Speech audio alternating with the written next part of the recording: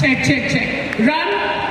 आपको और आप सबको देखकर मेरी बोलती बंद हो गई लिटरली।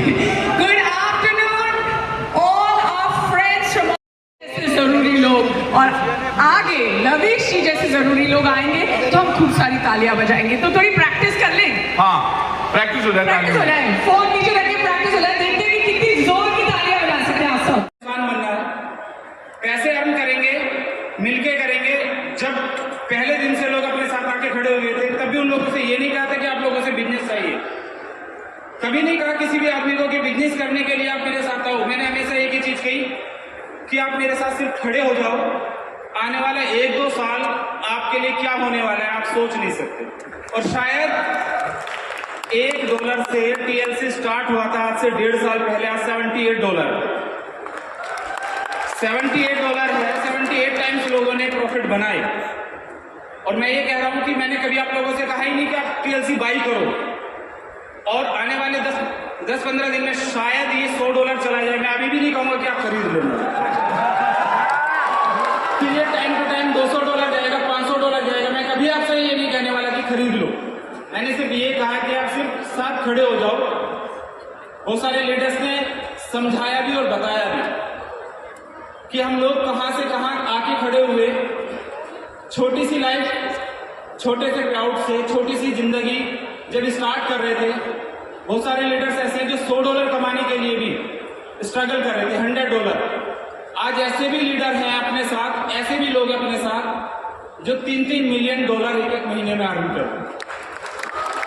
लोगों को कमाना सिखाया, लोगों को चलना सिखाया।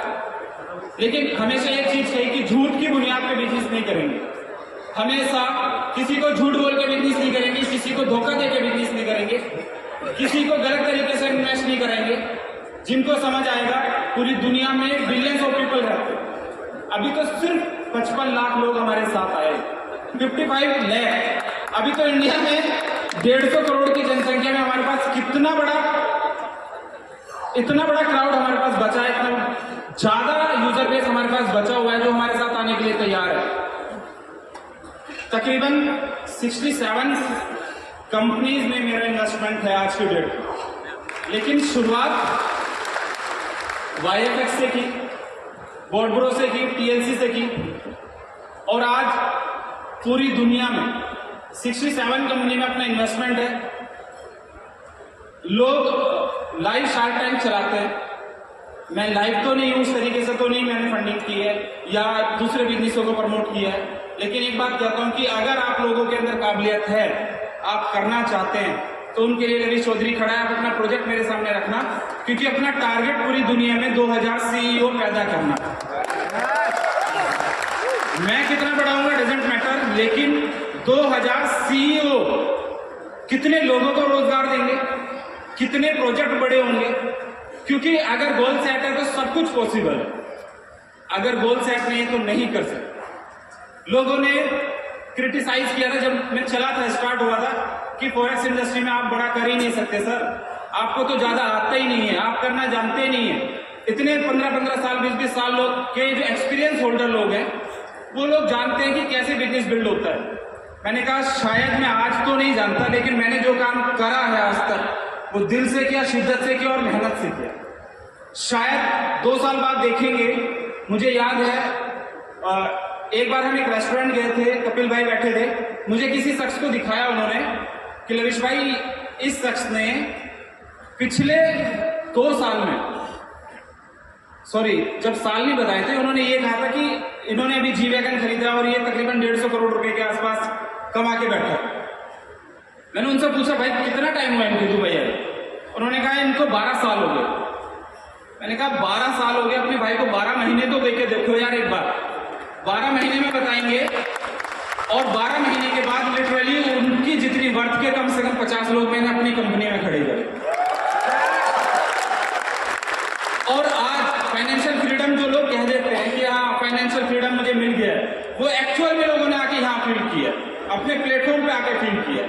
लोगों को फर्क नहीं पड़ता कि कौन स्टार परफॉर्म कर रहा है, कौन नहीं कर रहा। लोग सुनने आते हैं कि हाँ ठीक है लविश भाई से बात करने का मौका मिलेगा, सिर्फ देखने के लिए भी आ जाते हैं कि अरे फोटो हो जाएगा, बिजनेस कर लेंगे।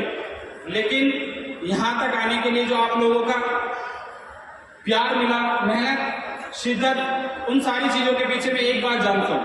एक छोटी सी स्टोरी से शेयर करूंगा आप लोगों के साथ कि जब आपको वैल्यू समझ आ जाए किसी भी चीजों की। मैं नॉर्मली किसी से भी क्वेश्चन करूंगा तो जवाब दीजिएगा।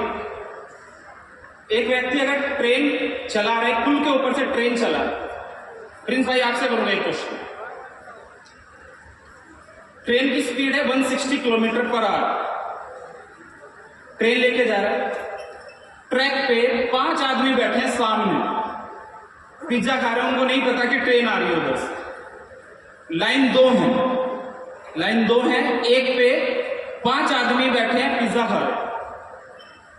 अब अगर ट्रेन के ब्रेक मार नहीं सकता ये बंदा, ट्रेन के ब्रेक मारेगा तो पुल से गिर जाएगी।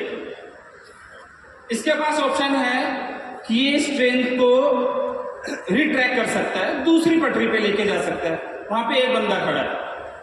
अगर ये सामने से जाता है तो 5 बंदे मरेंगे, और अगर दूसरी साइड से जाता है तो एक बंदा मरेगा।